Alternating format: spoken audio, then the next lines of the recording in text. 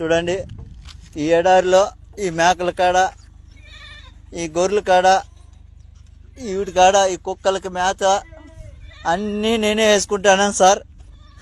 ఒకడు నా భార్య చెప్పిన ఎడారిలో వేసేసినారు. చూడండి, చుట్టూ ఒక చెట్టు లేదు, చేమ లేదు, ఏమీ లేదు. నాకు బతకాలని లేదు సార్, నాకు ఈడు ఉండాలని లేదు. నేను ఎంత చెప్పినా మా భార్య కూడా వినిపించుకోవట్లేదు.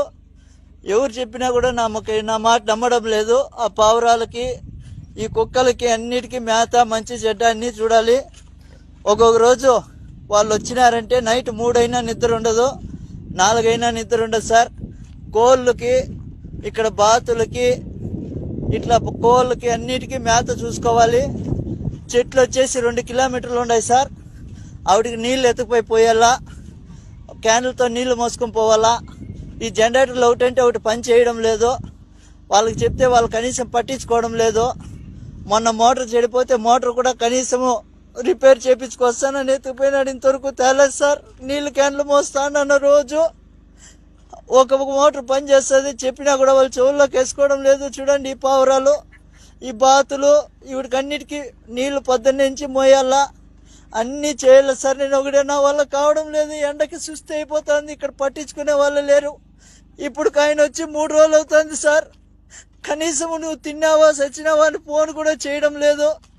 ఈడ నాకు ఈ పక్క పాములు, తేళ్ళు ఎక్కువ ఉన్నాయి సార్. నేను చచ్చిపోయినా కూడా అడిగేవాడు లేదు సార్. ఈడ నా పరిస్థితి ఇట్లుండదు. నాకు దయచేసి ఎవరైనా సాయం చేయండి సార్. ఈ ఎడారి నుంచి నన్ను బయట వేసేయండి, ఇంటికి వచ్చేస్తాను. ఈడున్నానంటే చచ్చిపోతాను సార్. ఇంక 2 రోజులు ఉంటే చచ్చిపోతాను. నా వల్ల కావడం లేదు సార్. చూడండి, చుట్టుకారము ఒక చెట్టు లేదు, చేమ లేదు, ఒక మనిషి మాట్లాడేవాడు కూడా లేడు సార్. ఈడ నాకు కనీసం మాట్లాడిచ్చేవాడు లేడు.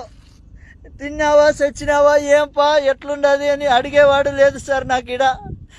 నాకు నా బిడ్డలు గుర్తొస్తున్నారు, నేను బతకలేను సార్. ఈడ దయచేసి ఎవరైనా నన్ను సాయం చేయండి. ఈ కోవిడ్ నుంచి నన్ను బయటపడేయండి సార్. ఏం చెప్పినా కూడా ఏజెంట్ కూడా కానీ నా మాట వినడం లేదు సార్. డబ్బులు కట్టు అంటున్నారు. నా కాడ అంత డబ్బులు లేదు. ఏం చేసేది సార్? నేను కూలి చేసుకుంటేనే పని జరుగుతుంది. ఏదో ఇక్కడ నాకు చెప్పిండే పని వచ్చేసి వేరే, ఇక్కడ చేపిస్తుండే పనులు వేరే. ఎవరికి అడిగినా నాకు పట్టించుకోవడం లేదు సార్. నా వల్ల కావడం లేదు.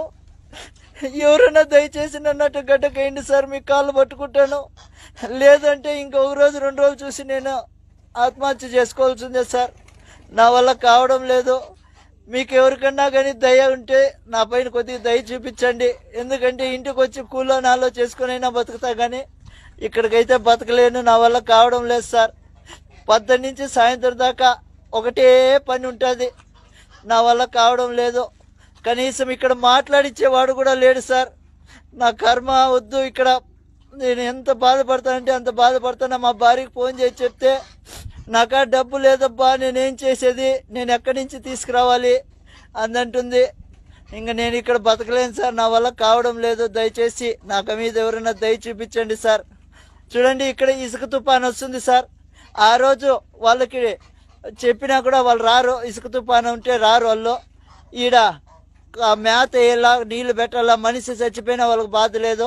వీటన్నిటికీ మేత పెట్టాలా, నీళ్లు పెట్టాలి, అన్నీ చూసుకోవాలి సార్. కాబట్టి ఎవరైనా దయచేసి నా బాధ అర్థం చేసుకోండి.